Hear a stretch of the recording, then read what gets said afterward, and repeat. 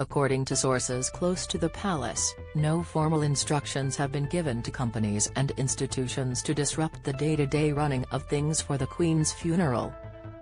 The NHS has received backlash for cancelling hospital and GP appointments for the day, with many practices closing to mark the Queen's death.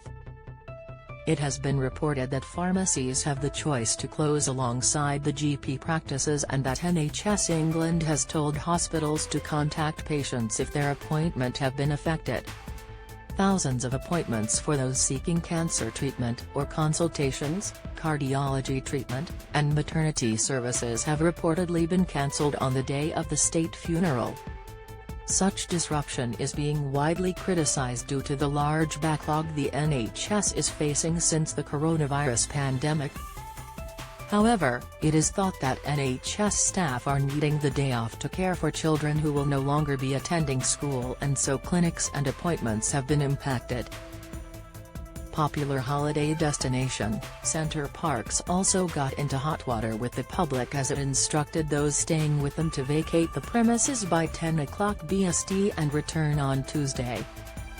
Following the widespread backlash, the company has now allowed those already staying to remain on site, but those due to arrive on Monday will have to wait until Tuesday.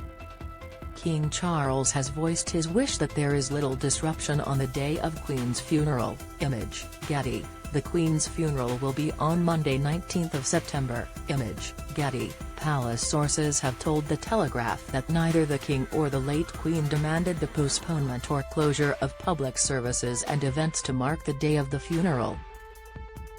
Many members of the British public have felt hurt by the closure of food banks and the postponement of family funerals.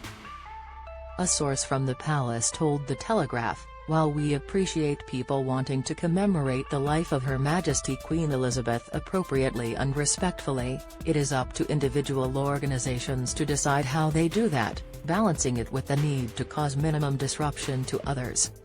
Read more. Johnny Cash was related to Queen Elizabeth II, who inspired his song. The NHS has received backlash for cancelling appointments on Monday. Image, Getty. Food banks have also said they will close on Monday. Image, Getty. There have been no blanket instructions from the royal household for cancellations of events, services or transport links.